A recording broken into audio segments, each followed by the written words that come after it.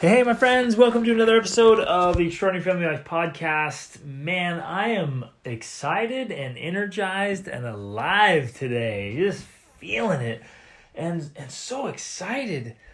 Do you guys ever get like this when you start thinking about your adventures and upcoming awesomeness in this year? I hope you're feeling fired up. I hope you're just super excited. We're several days into a new year and a new decade. I hope you're feeling it, and I hope you're feeding it. Feed that motivation, fuel it so that you can feel it. And if you're not feeling stoked for this year, you don't have enough stuff on your calendar. Stuff that's challenging and exciting and invigorating and thrilling and intimidating.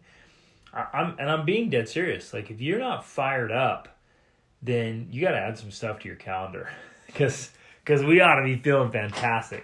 We're also doing, I've told you guys about this, we're doing a 28-day challenge for January with a theme of you. It's one of the elements of the Extraordinary Family Life formula is you. So we're starting with you. Next month will be marriage, which is perfect with Valentine's and perfect with our Valentine's couples trip to Thailand. Oh, man, I'm stoked about that. That's one of the things I'm thrilled about. We are going to do some of the coolest things, see some of the most beautiful creations on earth, and ride scooters around with our honeys through the amazing tropical land. Oh, man. You guys need to come with us. And then we've been planning out, talking to the kids about China, because we're going to do a martial arts trip over there in June and stay in a martial arts academy. We have to choose which martial arts of the 6 we're going to study. And we've been talking about that. And then we're all going to go to Guatemala, do some humanitarian. I'm leading a humanitarian trip in May, so the whole family's going down there for that. I got a U.S. history trip coming up in April. Then we're going to go to Mongolia. I got people signing up for that one. Well, for all the trips. And then I have been training super hard because of the hike we're going to do Kilimanjaro in October. And some of you need to come climb that mountain with us. But I also realized, I think I told you guys about this. I learned about 2 mountains in Ecuador that I've been training hard for because I want to go climb them in the next several weeks. And got to get these legs and these lungs ready. So I'm feeling alive and excited and energized. So I've had this podcast. This is what we're going to talk about today. It's been on my mind for a long time. And I've just kind of been just milling it over and thinking about it. I've been thinking about it for years. And I want to present it in the most effective way to you guys. And I hope that what I can say, the way I say it, can convey it with enough feeling that it really hits home with you like it has with me. Because it's a big deal. And this is big thinking stuff. So like big existential life question kind of stuff. This isn't like, oh yeah, practice this little thing tomorrow and you're good. Like these are the big questions, and there's no easy answer to this. But it's so important that we think about it and we consider it and we actually dedicate time to working through it. So congrats to you for listening to this because you're dedicating time to think about it and work through it. But we got to give it more time and make sure we're on the right path. And we'll get into that in a minute. But first, I want to make sure you're celebrating. You're celebrating where you've come from, who you are to this day, even if you aren't quite where you thought you should be or would be, even if you had a rough year or you've made some mistakes or things have kind of unraveled in your life, which happens. I want you to still celebrate where you've come from. Lessons learned, either through success or failure. And I want you to be excited about who you are and what you've done and where you're going. So have some grace and patience with yourself.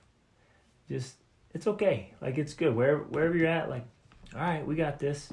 If you're down on the ground in the mud right now and things are hurting pretty bad, just commit to get back up.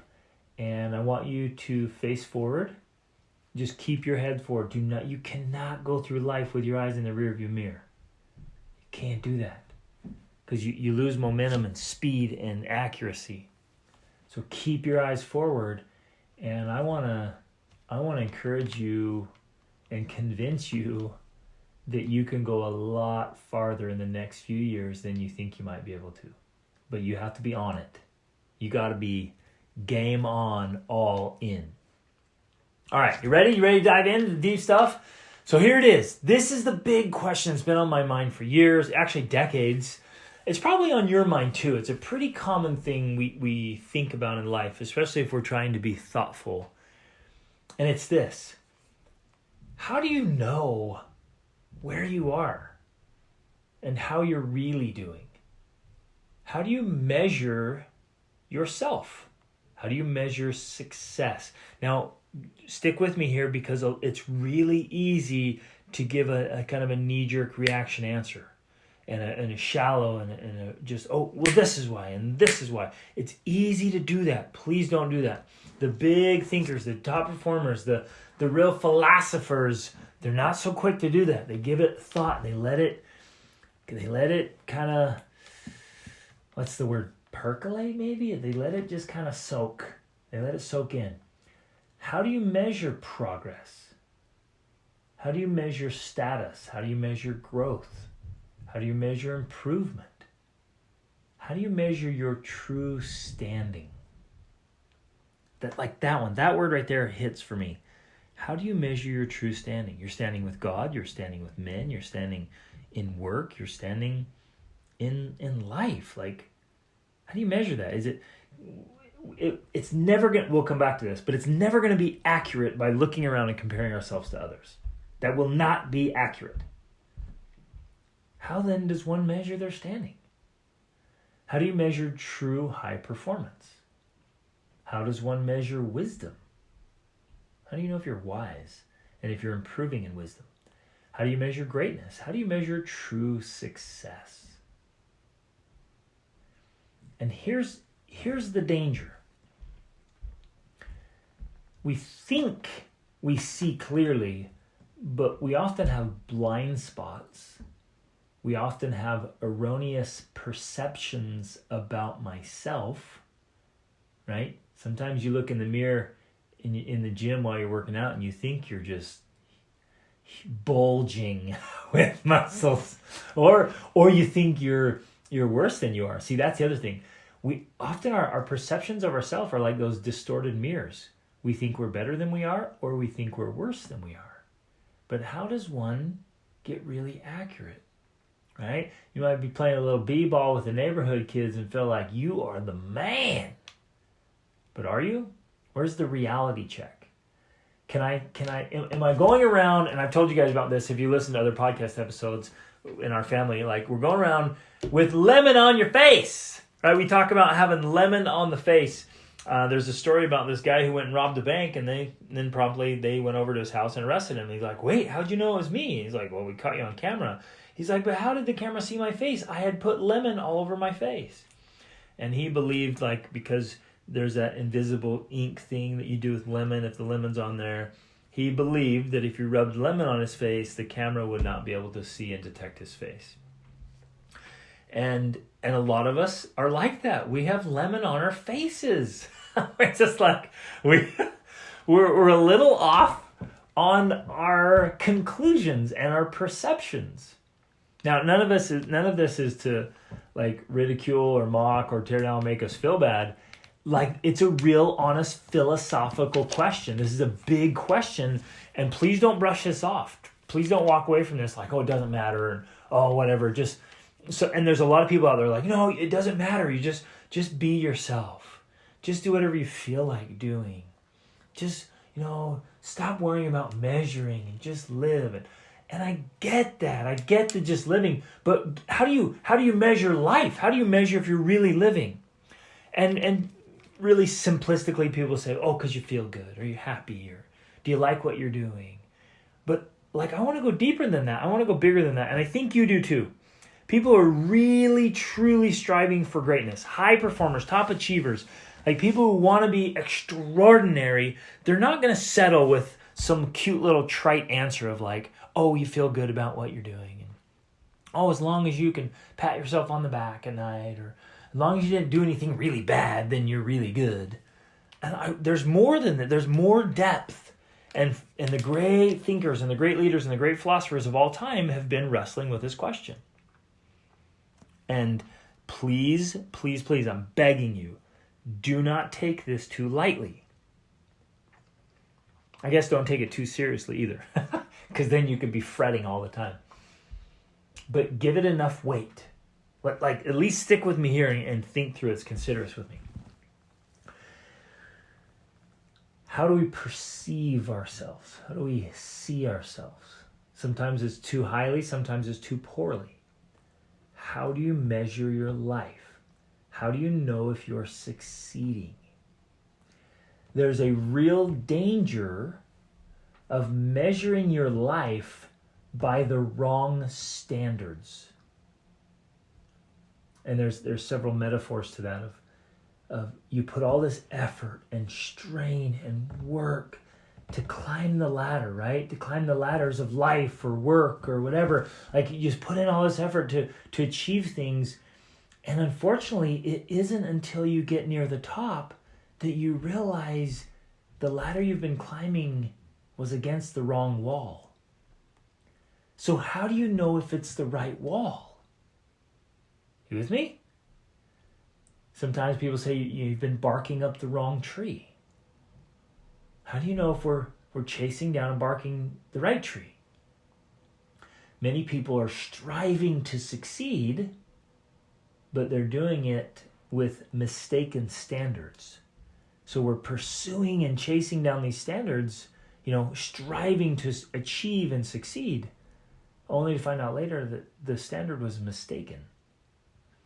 Some falsely assume that we're taking things seriously when in fact we've actually been treating them very casually, but we didn't know. You with me? Because we had erroneous conclusions and comparisons and paradigms and perspectives. It's interesting. We can do this in our lives. And I meet people like this all the time. They're like, oh yeah, I'm so into that. I'm doing this and this and this. And I'm like, and the contrast is like, oh, well, actually, like, if you really study that and you really get into it, what you're doing is you're scratching the surface. What you think you're taking super seriously, you're actually really casual, almost dangerously casual about it, right? And we can go to one extreme or the other. And in life, there's extremists on both ends, right? How do we know? How do we know if we're actually taking it seriously? Or how do we know if we're casual?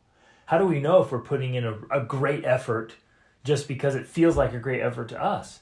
It might be like Mickey Mouse problems, right? Or Mickey Mouse effort. We might think we're putting in $1 million effort when it's really just a minimum wage effort. How do we know? How do we know if my effort is a minimum wage effort or a millionaire effort? I can't measure it by what it's costing me because I might be super underdeveloped. You with me, guys? I'm going to be like frank and bold and just really open and honest with you here and with myself. I don't have the answers. I have some of these answers because I've been pondering this and studying voraciously for years and working with people all over the world. So I have some thoughts I want you to consider. But I definitely don't feel like I have all the answers. But work with me here. Like, there's times when we feel like we're super like dialed in, we got it, but we don't. When we're actually quite off in what we thought we understood. Whoa, right? Does that sink in? This is powerful stuff. So sometimes we feel like we're destined to fail. Or we feel like we're destined to succeed. And could be wrong and erroneous conclusions on both ends.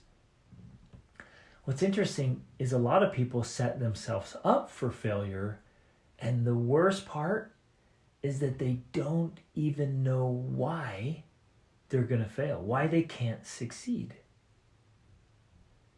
And very often, the reality check is because, like, if I can't succeed, it's not because I can't, it's because I won't. Or I may not know, and I may not know that. Like, how often are we going along like totally buying into an idea or a belief that maybe was passed along to us, or we just kind of picked up along the way, and we just totally bought into a belief about ourselves. And it isn't until later in life we have a reality check and realize, oh man, I was totally wrong about that. Like this whole time, all these years, I've believed this and I was totally wrong. Maybe it's a belief about food. Maybe it's a belief about achievement. Maybe it's a belief about money or finances or relationships. You get what I'm saying? Like, how do you actually truly measure it? Not by other people's opinions, not by our own perceptions, because we're operating through our lens in our own little bubble. How do you really measure it? Man, I gotta pause here. This is why coaching is so important. Having a great coach, like, catches us with lemon on our face, so to speak, or it just penetrates into our perceptions and our ideas and our beliefs. And like, I'm doing this every week with my clients. I love it. And they're constantly sending me emails or texts or just telling me like, this is changing my life. Like I had no idea how transformational this would be. And literally like how much I can achieve and how much I can do that I wouldn't do on my own without the coaching. Because this coaching is so critical. So make sure you have a coach. Like, get into coaching. Do what you can, do it when you can, but like, get a high performance coach in your life. And like, if you're ready for this, go to gregdenning.com, sign up for a coaching session, and let's dive in. Man, this is powerful. So I see people doing this kind of thing all the time. And when I say that kind of thing, it's like, it's all of this stuff. Like the perceptions, I'm guilty of it, right? It's the misconceptions, the erroneous conclusions, the mistaken standards, having your ladder against the wrong wall, barking up the wrong tree. It's all of this stuff combined.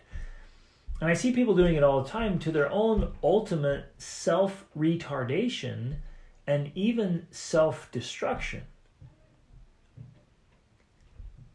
And what's interesting and tragic, if it goes all the way to the end of their lives, is like Leo Tolstoy's book of Ivan Ilyich, when he gets to the end of his life and screams out in agony as he's dying, what if my whole life has been wrong? We cannot afford to wait until the end of our lives to ask that question. We have to ask it now.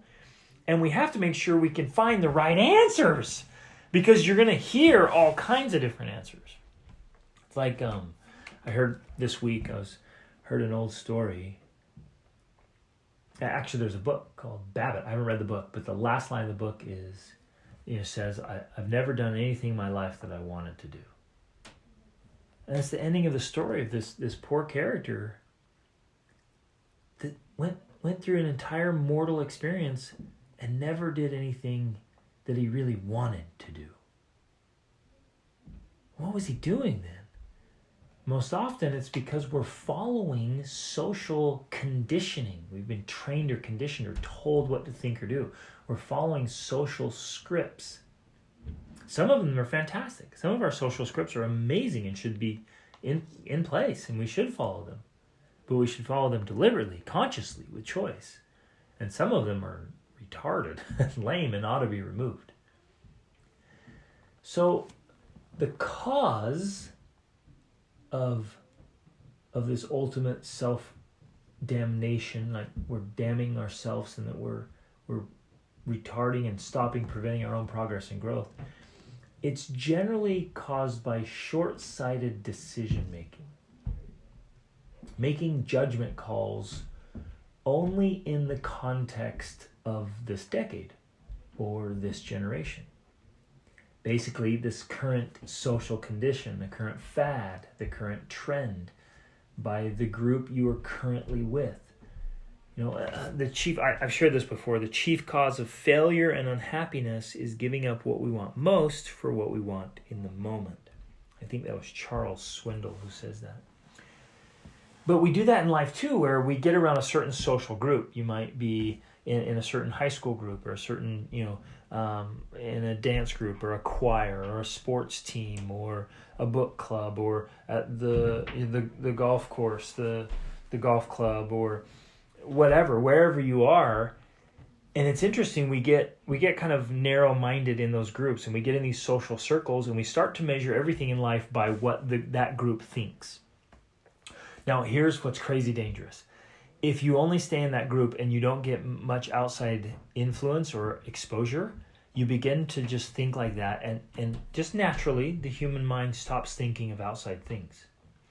And so we fool ourselves into thinking we're very open-minded, and we're very considerate and open to other things, but just, it's really true, out of sight, out of mind. And so because we're not exposed to these things regularly, we stop thinking about them. And it's really easy to convince ourselves that what our little group is doing, or what our little country's doing, or our little society, civilization, culture, whatever it is at the time, we begin to think that, oh yeah, this is the right way. This is the way. This is how life is. And it becomes really narrow and limited. Hence the non-negotiable need to consistently expose ourselves to new ideas and new things and new people and cultures and traditions and beliefs, and have difficult conversations with people who think differently than we do, and travel to countries and expose ourselves to religions and cultures and traditions and ideas and places that are out of our little world. Otherwise, we become so blinded.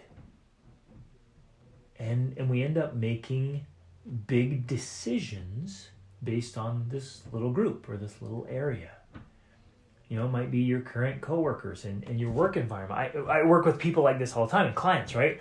Because they're they're working at a specific company and that has a company culture in a specific way, they're thinking in that way. And we all do this.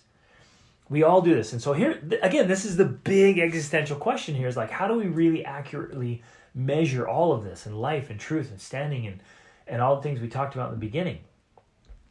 How do we measure that? Because you might be at a workplace right now and everybody's like, this is what we do, go, this is what we do. And so when you meet with a coach or somebody, you're sitting outside and say, oh yeah, this is how things are. I'm like, oh, wait a minute, what about this? And what about that? And what about that? I'm like, wow, I hadn't even considered that. I haven't thought about it.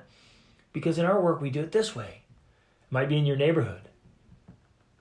In your neighborhood, most of the people, generally in neighborhoods, the houses are about the same, the cars are about the same, the clothes are about the same, the ideology is about the same. There's a lot of research out there says that the major determining factor on your status in life, your success in life, is still your zip code. That's the most accurate determining factor of where you're going to end up in life, is the zip code you grow up in, because you're going to end up like that. Again, nobody's fault. You just grow up surrounded by that kind of thinking, and so you think like that. But it might be your church congregation, and if you switched congregations or neighborhoods or work or schools or countries, all of a sudden you're going, whoa, holy guacamole, and you get to step out and into their world, and then you get to see how they all think. And you might go into that going, whoa, check this out. They all think the same way about this thing. And it might be really good, or it might be really narrow thinking. And you get exposed to that and you go, hey, wait a minute. There's something there. Because they're not exposed to outside stuff. They all think this one way. And I just came from an area where we all thought the one way. And it's exact opposite. It's different. You get what I'm saying? I'm trying to explain this as many ways possible. I want our minds today just to have an explosion of perspective. And just kind of blow past our current limitations and boundaries and perceptions and paradigms. Really let your mind just kind of explode out of here. And for some of you, it might be really difficult if you haven't been in other extreme opposite cultures or beliefs or ideas, or if you haven't experienced these changes in your own life. It might be hard to conceptualize this, but those of you who've experienced that, where you thought one thing and then you go and meet another group or another person that thinks totally differently. I remember having this huge aha when, because I grew up in just total poverty. I was out on my own. I had no money. I didn't even think about money. And I remember one time I got to go traveling internationally with a millionaire a very wealthy millionaire, and he was free. He retired like at 37, and he wanted me to come kind of guide and translate. And so he's like, I'll pay for everything, man. And just being around him, the way he acted with other people and with money and with experiences, blew my reality. I'd never been around it. I'd never been exposed to it. All of my thinking, the richest person I've ever exposed to, looking back now, probably only made, 100, 200,000 a year, was the wealthiest person I've ever been exposed to. I remember thinking, whoa, so much money. But when you start now meeting, and I have friends that have tens of millions of dollars just sitting in their banks or real estate portfolios or whatever, they think and act and talk differently. And when you get exposed to that, you're like, oh, whoa, I didn't know people thought about that. I never had considered it. I'd only been around a certain mindset. And that's true with every part of life. Even the way we do life, lifestyle, life choices. You see how this is a big deal? And it literally affects every single part of our lives. Mental, emotional, physical, social, spiritual, financial. So what is the best standard by which I should be measuring myself? I do want to state emphatically that there is a wrong way to do things. There's a bunch of people out there who are promoting the idea that there's no wrong way to live life. But history tells us otherwise. And it's interesting. The more I study history and devour brilliant historical minds and lives and ideas and cultures, the more I begin to understand that big picture. Because there's two ways to go. There's one to go in our day and time with all the different kinds of people, brilliant people and ideas and cultures. And so we can go worldwide now, and then we can go worldwide throughout recorded history. Whoa, now it starts to get big and broad and deep. But history tells us otherwise. There are wrong ways to live. And people who promote this idea that there's no wrong way, that everything's relative, they lack an understanding of history. All you got to do is just study history. There's a great series called I've got it here on my shelf, called The Story of Civilization by Will and Ariel Durant. And they spent their lives just documenting history, studying history. And the outlines, the principles they share in there just make it clear that there are historical patterns and there are historical lifestyles and cultures and ideas and ideologies and philosophies, and some of them just are wrong. And then total social and personal destruction and family destruction. So yes, I want to state emphatically, there are wrong ways to do things. But, well, let me say this. There are also other people who are absolute geniuses, but who are also missing pieces of the major life puzzle. And so sometimes it's hard and it can get confusing because you might meet somebody that they literally are just a genius. And they say things and we're persuaded to believe them because they're so brilliant. But how do we know if they have all the pieces, the major life puzzle pieces? Are you with me? Does that make sense? I'm trying to fit that together. Like, you might be absolutely brilliant, stunningly brilliant and successful in one area, but just dropping the ball completely in another area. And so it's dangerous to follow that person emphatically because they're missing this holistic piece. So just because someone is stunningly brilliant doesn't make them right. So again, this is a big question, you guys. You see why this is a challenging topic and why it's a big deal? So if there is a wrong way, then there is a right way. But I think more accurately, we should say there are right ways, making it plural. I don't think there's just one way to do life. I think there are many right ways. But I do think we have to set a standard that there are, for sure, wrong ways. And we can find that by studying history. So there's a right way to do things. There's a common denominator of success. There is a recipe. There is a formula that sets apart high performers from the rest of the herd. And there's clearly a better way, of doing things. Like, I think we can all agree on that. That if we look around, there's formulas, recipes, standards, common denominators that just really set truly holistic, happy, successful people apart from the rest of the herd. And so then we got to find that thing. So what is that way, and how do I know if I'm doing it well?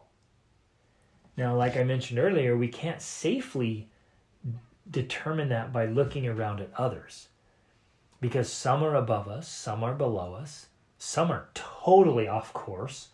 Most are scattered all over the place. And so we're looking around everywhere and we're like, well, who do I look at? Like, wow, they're all over the place. And the people that are surrounding us might have a couple of pieces just nailed, but other ones totally destroyed. And you know, how do we put this together? And even if they seem to be succeeding, how do we measure success? Even if they seem to be succeeding, like, how do we know if that's ultimately what success really is? Because you might see people around us that are succeeding. Let's take financially. They seem to be succeeding financially. Like, they're just killing it. Like, I'm going to do that. And so we start pursuing one of those things, one of those areas.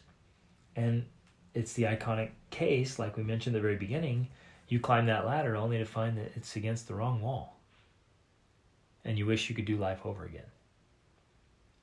Another big problem is that mediocrity is the standard, and ironically, it keeps drooping to lower levels. The level of mediocrity keeps dropping and dropping and dropping. It's getting ridiculous. So we can't look around at those standards because they're so low. Like, it's like admiring mushrooms, right?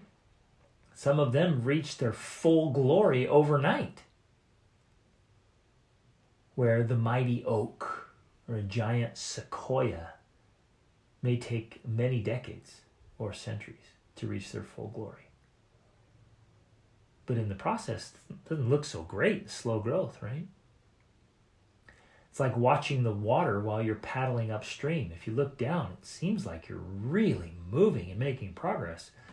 And so if that's your only measurement, you're looking at the water like, whew, look at me go, I am moving. And you can go your whole life looking at the water until you look up over at the bank and there's a big tree there and you realize you haven't moved. You've been paddling and paddling and paddling and you haven't moved at all. It's just the water moving past you. Other people like to compare down. They look down at other people who are struggling, having a really hard time, and so then they pat themselves on the back and say, wow, at least I'm not like that. I'm doing fantastic. But there's no value in that. So this is seriously one of the greatest dangers that I see all the time. And people are just coming to the wrong conclusions. I've done it. You've done it. Many people do it all the time. We just come to the wrong conclusions. And it's because, again, for most people, it's not their fault. They just live out what they know. It's what they see. It's what they hear day in and day out. It's what they're told is cool. It's what they see as success. That it may be totally distorted and wrested, W-R-E-S-T, wrested, where it means just twisted and out of context. So we're often coming to completely erroneous conclusions about success and measuring ourselves and what life. You see where I'm at, you guys? Are you still with me? I hope you're still with me here. Like, this is profound, and this is maybe out of this kind of a different kind of podcast episode here, but I really want to invite you to think like this and think differently and kind of go big with me in big picture thinking about life. So where's the accurate measurement? And obviously there's not an easy answer to this. But here's where I think the answer is. It's in knowing very well the teachings of the greatest teachers and leaders of all time. It's knowing well the story of humanity and the story of civilization, told accurately, told without a diluted agenda, because I'm seeing that too. I'm seeing people writing books and they're kind of skewing things to some kind of agenda they have. but it's to know for ourselves, to study right from the teacher himself or herself, to study the history. It's having a broad, wholesome view of mankind and of life. It's like zooming way, way, way out and looking back at the history of mankind and the whole globe. And really considering on a deep level, like, what is it that truly works over a whole lifetime? And what is it that doesn't? What are people who've lived out their lives? Brilliant, wonderful people, teachers, leaders, philosophers, thinkers. They've lived out their whole life. What are the conclusions they came to? After decades on the earth, what conclusions did they come to? We would be wise to listen to them. So if you're making your decisions based only on what you have seen and experienced in your life and in your little corner of the earth, I promise you're missing some key ingredients and perspectives. But how can you even know that, right? We don't know what we don't know. we don't. Like, we don't know what we don't know. Unless, and here's the big one. This is really what I really want to drive home to everybody today. Unless we are constantly exposing ourselves to new ideologies, cultures, traditions, people, perspective, and especially the wisdom of the ages. My friends, none of us can afford to go through life without constantly studying from the best books. We can't afford to do it.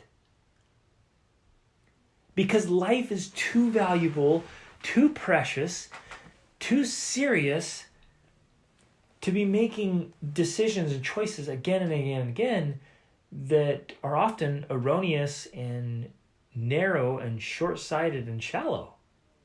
We just can't afford to do that. We have to be reading from the greatest teachers and leaders and thinkers of all time. Every day. And so I've built this into a habit of mine. And here, let me give you a little hack here. If you can find people who have spent decades of their life studying all of those books, and you listen to them and they've got their life dialed in holistically, their mental and emotional health is great, their physical health is great, their spiritual health is great, their financial health is great, they're leading other people, so it's not just, they're not locked in their own little bubble, they're out teaching, and they've exposed themselves to all that. That gives you a huge advantage because you can read their stuff and listen to their stuff, and it gives you a gigantic advantage because you get to get bits and pieces of all the history and all the stuff that they've consumed, right? And they're now sharing. So there's a good hack there. So we've got to do this, and I've built this into my life. Every morning I read from great books. Every evening I read from great books. I literally bookend my day with reading from great classic books. And I've shared and am willing to share my book list. I have a recommended book list. It's big, and you just shoot me a message. Go to gregdenning.com or find me on Instagram or Facebook. Shoot me a message. I'm happy to share it. I share it with you. And it's all the best books that I've read. And I've averaged about a book a week for the last couple of decades. And I've got, I'm operating from some of the best books of all time. And not books that I said are the best books of all time, although I'm making my own list, but the most brilliant people. People like Harold Bloom and people like Mortimer Adler, who were so brilliant. They're the ones that compiled the Harvard classics and the great books of the Western world and other compilations, right? Where they threw out, and they got it passed down to them like, yeah, these are the best books. These are books that they've been read for centuries and they're still around providing wisdom. Those are the books we ought to be reading from. And just fit it into your morning and evening routines. And even, pockets throughout the day, I'll stop and I'll read from these great books. So I'm constantly getting wisdom. And here's how it works, right? I read from those books, and then I'm measuring my thinking, my emotions, my life, my decisions, my choices, my philosophy, my perspective, my paradigm, my standing my success, I measure that against these brilliant thinkers and these great leaders. And that helps align me, and it injects wisdom into my thinking and my conclusions. The biggest problem I see today is that most people are making their conclusions based off what they're consuming in the media. TV is their teacher. They are forming their life philosophy on what they're consuming from the TV or from social media. I'm dead serious. If you don't believe me, strike up a conversation with somebody about a big life topic and watch how often they share an opinion based on what they saw on TV or on social media. It's unreal. Very few people are reading from the great books or thinking outside of what they're exposed to in their little world. And so they're literally basing their life decisions and ultimately the outcome and quality of their life on what they're consuming in the media. It's crazy. So my friends, I want to challenge you with me to seek out, research, identify role models who are truly living holistic, extraordinary lives that are alive today, and those who have died, we can read about their lives and study their lives. Not the show, not the pretense, not the bling bling that's out there. There's so much of that now. But a real, genuine, all around amazing life. And do your homework, please. Like I personally know a lot of people who are public figures and they portray an image of having it all together, and they don't. And you meet them in person. This happens often. I get to meet public figures often, and their lives are often a mess, a real genuine mess. And occasionally I get hired to help coach and mentor their families. And again, I'm not trying to throw anybody under the bus. I'm not trying to be mean or cruel. I'm just saying, be careful. Like, make sure people actually have it together.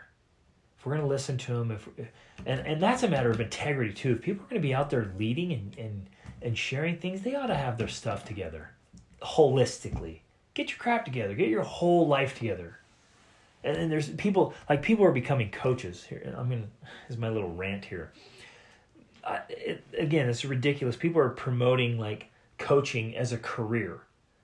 Like, oh, it's just a good career choice. It's like accounting or law. Just all you got to do is take a class and you can do this. Like, no, man, no. Like I did not pursue this as a career choice. Like, I studied this voraciously for decades, worked with thousands of people all over the world, and then I realized, okay, this is what works, this is what doesn't. Like, I have to share this. I have like a moral obligation to share what works. But there's people whose lives are in shambles out there trying to coach others. So just a warning right there. Make sure they have great health, live with integrity. They have awesome marriages and family, relationships, leadership, business, impact, spiritual greatness. And read from the greats, the true greats, Shakespeare, Dickens, Austen, as in Jane Austen. Read from the old classics, George Bernard Shaw. Read from the great poets and thinkers. The autobiography of Benjamin Franklin, Theodore Roosevelt. I love Roosevelt. The Montaigne, Marcus Aurelius, right? And Epictetus. Oh, love those. Aristotle. I'm looking across my library here, some of the best. The great philosophers and thinkers of all time, Dante. And I'm reading right now, I'm reading from Francis Bacon, and I'm reading from the Confessions of St. Augustine and Thomas Paine and Don Quixote. I'm almost done with Don Quixote right now. And Defoe's books, Les Miserables. Like, Victor Hugo was absolutely brilliant. Absolutely brilliant. Read from him, from Confucius, and on and on. There's so many great thinkers and leaders.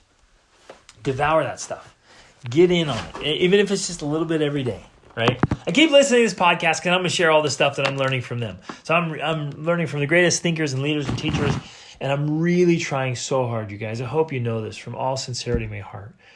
I'm trying to learn from all of the life experiences we had, like traveling around the world for over a decade and interacting with so many thousands of different people and different ideas and ideology and life experience, and my own journey from living on my own as a teenager to trying and testing all these things through life and experiencing them and studying the greatest thinkers. And I'm trying so hard to make sure that I'm aligned with wisdom and intelligence and true success and meaning and happiness and fulfillment. And if we'll do that, oh, you guys, it makes such a gigantic difference. It's awesome. So will you join me in sharing this? Share this podcast. Share this episode. And if you've liked any of the podcasts, like go back to like iTunes and give me a rating and leave a comment there and a recommendation, and maybe take a screenshot of where you're listening to it and share it and tag me and tag the podcast and share this. Let's get it out there and let's get this in front of people and make the most of ourselves. Now, I got to share one more thing that is just unreal and works like magic, and it's in figuring this out. A lot of it, if we go inside, if we get deep in our heart and souls and our minds, we can get so much wisdom and insight from spending the mental work and the spiritual work and the emotional work of getting it clear in our lives. But very few people ever do this. So my wife and I created what we call the Extraordinary Life Planner. And in there, you zoom way out on yourself and you get a big picture of who you want to be and how you want to do life and what really matters to you. Like what really are your priorities? At the end of your life, what are you going to be really grateful you did, and what are you going to really regret? Like, get a big picture on each of your roles that you have in life, and we have many roles. So you zoom way out to get this big lifetime perspective, and then you start working your way back in to the decade, to 5 years, to a year, and even a year is too big because we end up procrastinating and putting things off. And so we dial it inside the planner to a 12-week goals and 12-week planning systems. And you'd be blown away when you have big picture perspective and purpose and meaning and direction, and then you dial it into a 12-week period, you'll be blown away what you can accomplish. And then we dial that down to the monthly, right? Like our 28-day challenges in our Extraordinary Family Life group coaching, we do the 28-day challenges. And then you dial it down to the week and to the day. And so the Extraordinary Life Planner literally helps you plan out a full and complete, holistic, extraordinary life. Get that planner. Start with that. Do the thinking. Everyone who's using it is like, come back like, I can't believe this thing. This is blowing my mind. Just working through the exercises give me so many insights and ahas, things that I'd never considered before, because it's forcing me to think big picture and then right now in this moment. And this full zoom, it's huge. So you can find that. You can go to gregdenning.com and hit courses, or go to extraordinaryfamilylife.com and hit courses, and it's in there, the Extraordinary Life Planner. You guys, let's do this. Let's live fantastic lives. Let's make sure that we're not making our choices and decisions and life philosophy based on really narrow, simple things, something we learned from TV show or social media or the neighbor or whatever, but that we have a big, broad, wholesome view of life and of mankind and of history, and that we're seeing things clearly and doing the things that really truly will bring us happiness and joy and fulfillment and meaning. We get to the end of life and look back and be like, yes, oh yes, I truly lived. And then I can go to bed tonight and sleep well because today I lived well. Oh, this matters so much. Remember, every day we're training for greatness. We're living for greatness. And it is an art that is won through training and habituation. So let's train for greatness. Let's live for greatness. Awesome is always an option, my friends. Reach upward.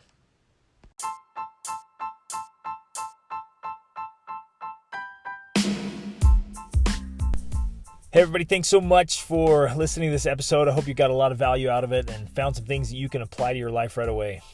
Hey, I'm being totally sincere when I say I live to help you live your extraordinary life. So I hope you'll reach out to me if you have any questions, or let me know how I can help you in any important area of your life.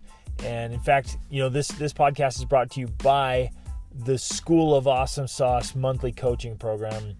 Take advantage of that. Get in there. It's the best way to get a breakthrough to the next level so you can level up your health, your spirituality, your emotions, your mind, your relationships, your finances, business, every part of your life. Just get in there where you have a coach and a mentor. You have a supportive community to make things happen. So jump in there, take advantage of this, try it out, get in there with us, and level up your life. See you on the inside. Reach upward.